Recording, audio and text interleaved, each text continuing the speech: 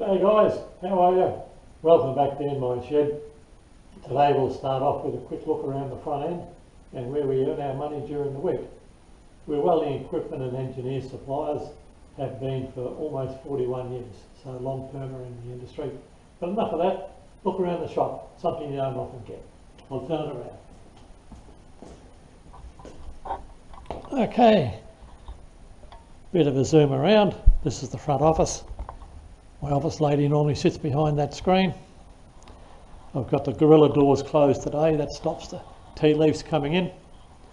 Here we have the stairs to the upper sanctum where the storeman parks his carcass.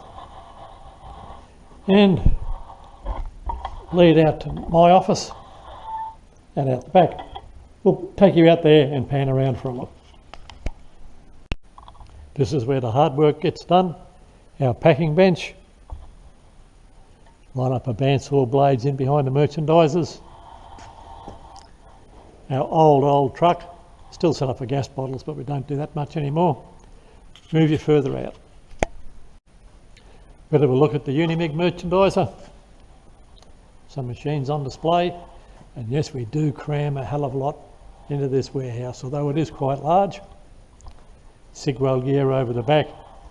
Now around to the pallet racking.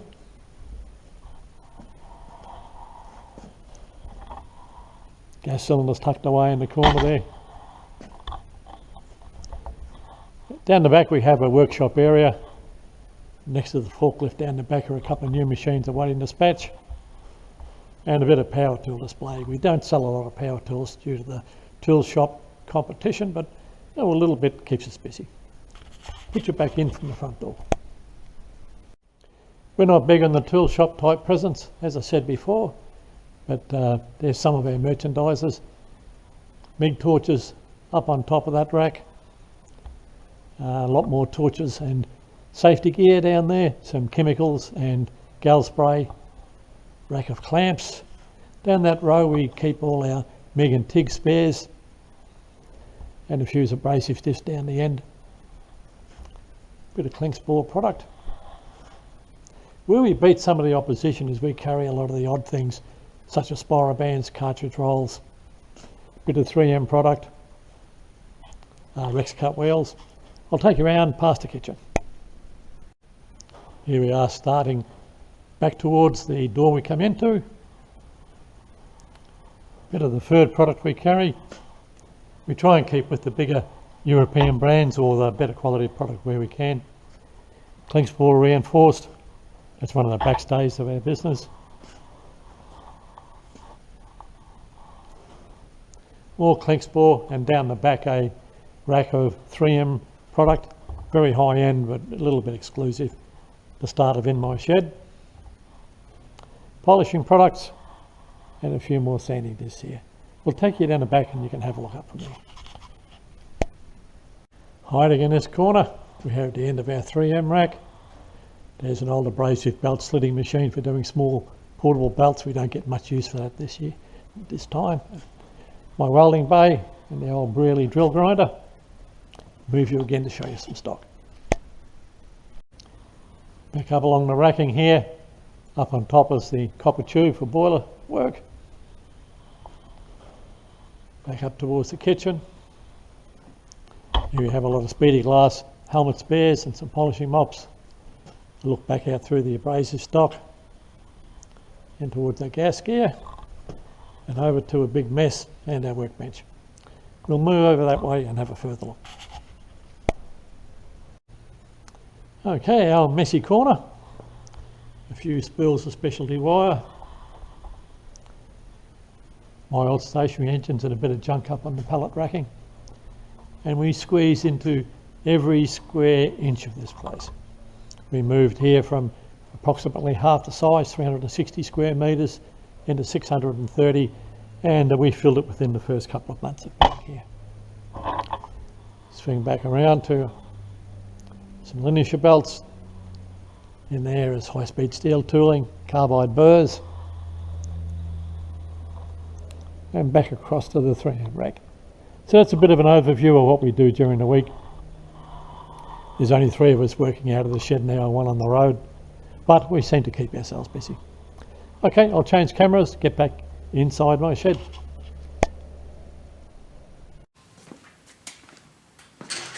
Hello everybody again, the old bloke back in his shed. I put a query up on Facebook forum called Machinists, and to date I've found that it's been reasonable in what you get as replies. Not too many nasty people on there. I did get a bit of flack this time. It was quite an easy question. What can you use for holding a small diameter drill? My Brearley runs out of accuracy below about 3mm, and the 6-jaw chocks obviously were worn. There's lots of reasons, but I like to be able to sharpen all my drills. High-speed steel is very expensive to manufacture, electricity and water consumption, and unless you've got a lot of high-speed steel stock like me, where the hell do you get one on Sunday? Now, I just had a look at the price list. A 1.2 high-speed steel jobber has a list of $11.63. I don't know what discount you get, but it'll want to be good. And a 1.6 jobber is about $4.90 plus GST. So there is a reason to sharpen them. And then you get into the more expensive product like tungsten carbide circuit board drills. So I've been thinking a little bit. I do have some thoughts, and I have been doing a bit with 4-facet drill grinding, but I'll get you in a little bit closer and I'll show a collet chuck I'm going to try in the Brearley. I don't know if the extra extension will give me a bad grind or not, so we'll have a little bit of a try and see what happens. Okay, back soon. Okay, we're at the back of the Brearley. Turn the handle, work the grinder, and if you can see this plate at the back that works off the secondary gear inside has a hole in the bottom. It engages with a shaft that goes forward, and I've engaged that shaft forward to lock the body so it doesn't move backwards and forwards. It locks into this base here and it disengages the pin from this drive plate. So after I finish this exercise, I'll show you that it's re-engaged again, but all that gives me is forward and backwards movement. So we'll move back around to the front of the grinder and I'll show you the adjustments there. Okay, the book doesn't say anything about using a chuck and a chuck, and this is what I'm trying to adapt to get small drills done. With the Brearley, you normally use this setting plate, swing it around to the drill. It's marked off in divisions which denote the diameter of the drill in 1/16 of an inch. It's like me, it's an old imperial bastard.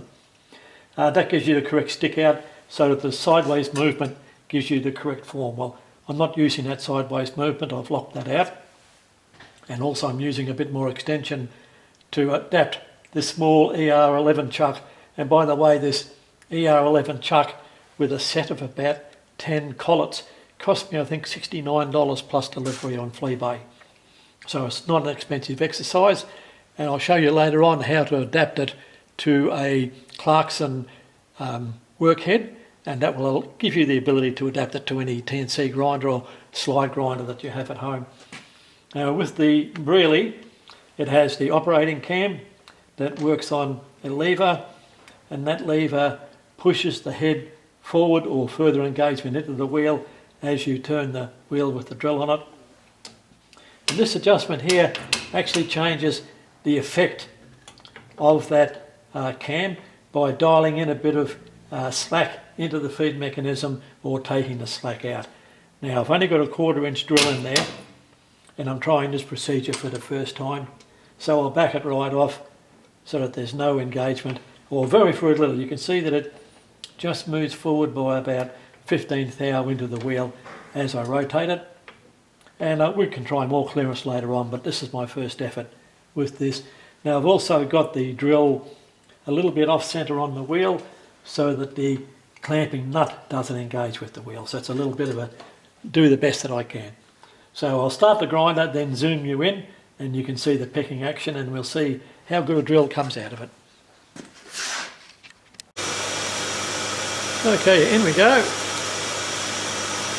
Luckily the motor on the Brearley is a good quality electric motor, doesn't give a whole lot of noise. Let's see if you can pick up the pecking action and see if we get any clearance. Okay, I'm going to go in another thou.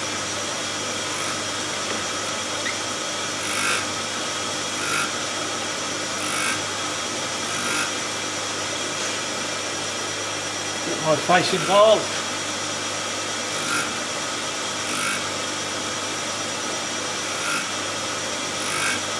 Now I think that this particular action, without the body swinging, is designed for doing step drills in behind the shoulder.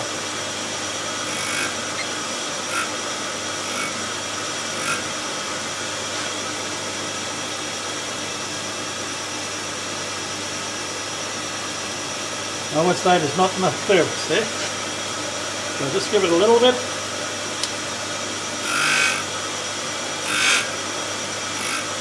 Let's give it a little bit more clearance, alright.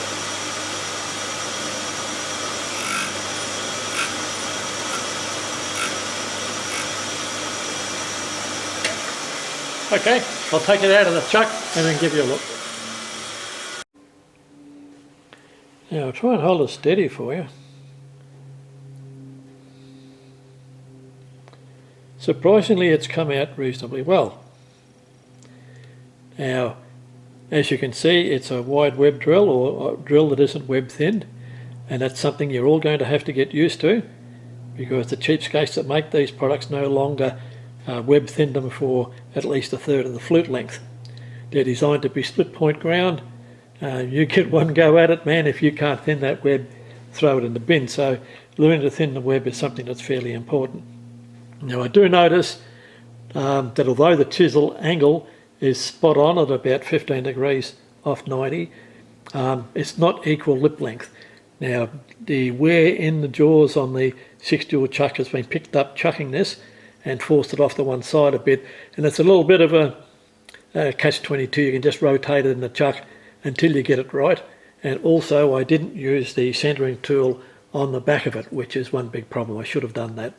With the Clarkson, I don't know whether you've seen my earlier videos, but this is a plug that you push up the back of the spindle and it engages into the back of the drill bit, or in this case the back of the chuck, to keep it all concentric with the shaft, and I failed to do that. So off camera I'll retry that. I'll locate it in there and see if it does any better, but by all means it appears that this chuck is held reasonably well and working. Now if I can do that with a 1/4 inch drill that you can see, I should be able to do that with a 332 or 2.4mm drill, which I'll bring in shortly and give it a go, and let's see what we can get with that. Back soon. Well, I've had a bit of a eureka moment. I think I've got it. The drill looks very well ground, although still, as I said, wide webbed, and it looks reasonably even. The setting plug pushed in through the back did a pretty good job. Okay, I'll try with the 2.4mm now. Zoom in again.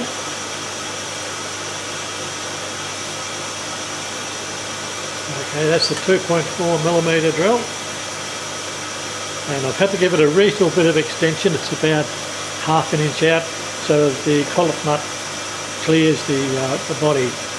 That's a YS collet chuck is the brand name, or if you tip it upside down, SY, whatever. Value for money, I think, is pretty damn good. The concentricity is okay.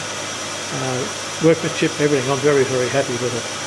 Okay, we'll go in very, very slowly and sneak up on the grinder.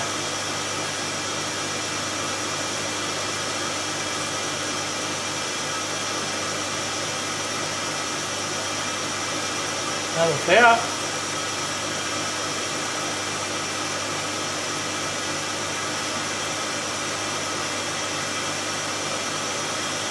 Slowly, slowly.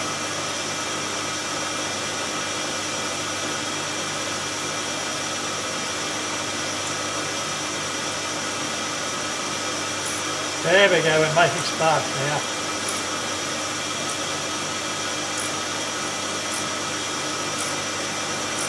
We're very, very close to being concentric there. I think it's only about a thou out because they sparked off fairly evenly.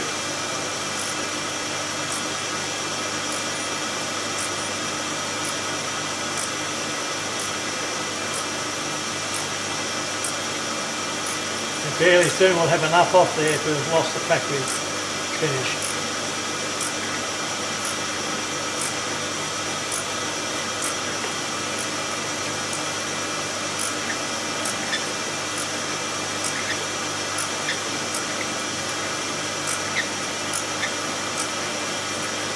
And I'd say that should be enough. Okay, we'll demount it and see what it looks like. I am having a lot of trouble getting fine grit wheels in these bigger sizes for the tool grinders.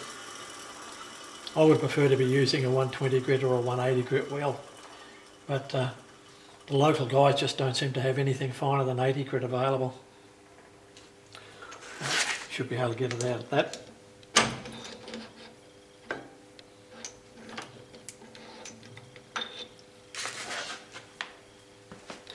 Okay, let's have a bit of a butcher's hook. No, a bit too close.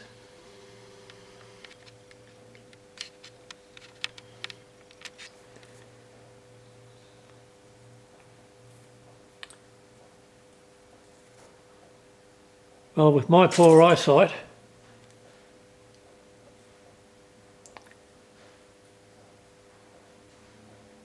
the grind looks very good, but whether there's any clearance there or not, it's hard to tell. It's very difficult to time such a small item when you don't have a swing out timing bar. But having said that, this exercise is about holding small drills, and I'm quite happy with the way that's held. A little bit of playing with the grinder and I'll get the procedure right. I'll take the camera now onto the Clarkson and I'll show you a method of timing with these small chucks for 4-facet grinding. It is reasonably easy, and this is the sort of response I was looking for off the foreman, hoping someone could give me a better help, but not much eventuated. Anyway, we'll have a look inside. Okay, here on the Clarkson, it's a little bit of an unusual setup, bit of Heath Robinson, so I'll try and explain this in a few different steps. Okay, this is the workhead body. The workhead body has a bush with 2 collars. One collar is removable and is held by a grub screw to the inner tube. The other end has a grub screw that goes in to the shaft that the collar chuck is on. So I can lock the collar chuck to the shaft and then pull down on that bolt and lock the tube to the head. So whatever position you set it up, you can lock it in, and that's perfect for doing 4-facet drills. Okay, what I'm doing at the moment is using this height gauge, line it up with one edge of the drill, then rotate the drill against the indexing fingers. Make sure when the other indexing finger locks in, it's in the same position. If it isn't, I can turn the inner chuck in the outer chuck, get it adjusted, then lock it up. And if need be, I can do fine adjustments at the back on the indexing finger, which I'll show you in a few seconds. But this is, I know chuck inside a chuck, but if I was doing this full time, I would bush the inner chuck to the shank for the smaller chuck, throw the big chuck out, and all I have to do is lock that up to get the head. With that, set the drill to the height gauge, tighten up the nut, and we're set up for grinding. Very, very easy setup to make at home. You can decide whether you want a big chuck or a small chuck, but even the big chucks are only about $120 with a set of collets, which I think is quite reasonable. This is the dial where you set up your clearance angle for 4-facet grinding. So now I'll swing the workhead around and show you what the back end's like. But a lot of this could be made at home quite easily, and setting up is simple. Back in a second. Right, yeah, I've taken the height gauge away. The pointy part kept putting holes in my fingers. Not very good. But you can see that this is a fairly basic item. There's no air-fed apparatus. There's no bearings involved. It's all just plain bushes. And with Clarkson, even holding milling cutters in the tube, it's only a plain bush. And this grub screw here locks the plain bush into the tube and locks the cutter into the plain bush. So absolutely dead simple. On the back end here, I've just got an indexing ring that I made up. Now I made both ends of it 4-flute, just so that when one wears I can end for end and keep using it. And also the clamping screw at the bottom can be changed in the 4.5 position if it gets in the way of the indexing finger. The indexing finger is just a bit of jigsaw blade that's cross-bolted into a 1/2-inch rod that it's held in the dog leg indexer with just a hex head bolt, at the back of it, all homemade if you want. I think it's a 5/8 bolt through the index of body into a thread in the work kit. So all work that you could do at home and dead simple.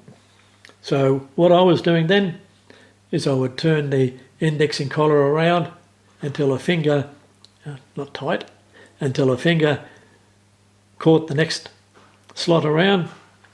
You then adjust the drill lip so that the lip is equal on both sides, like you turn it over and you get the same height. If not, you rotate the drill inside the collet, lock it all up, and you're ready to full facet grind. Now, if you've got the cutting edge in the correct plane for the first grind, you can tip back to the secondary angle and you'll get a quite an even grind back there. Now, I normally use about 10 degrees on the primary and 25 on the secondary, which are all very, very easy to align on this. Now, I think my smallest collet for this chuck in the front is 1 mil.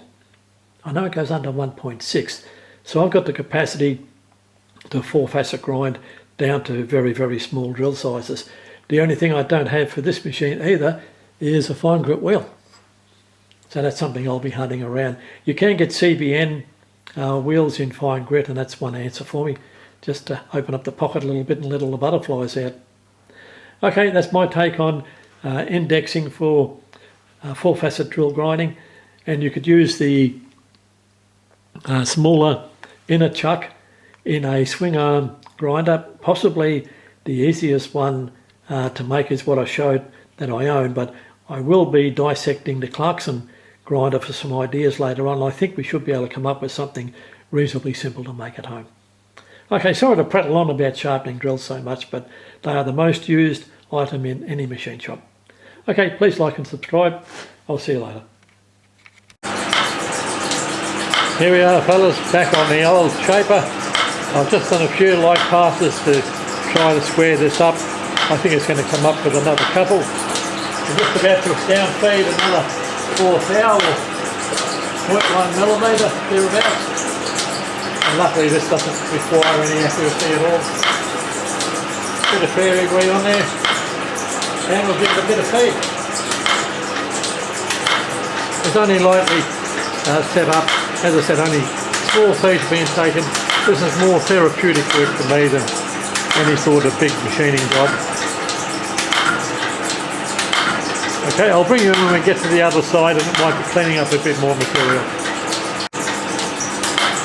So we're coming up to the long side of the angle bracket now, and you can see it's just starting to cut a bit of a witness, as we call it. It's been a long, slow process. I've been off getting together a collet chuck for a later part of this video. So I'm slowly getting this bracket up to square. Maybe in the next pass with another 5 thou go in the other direction with a bit of luck.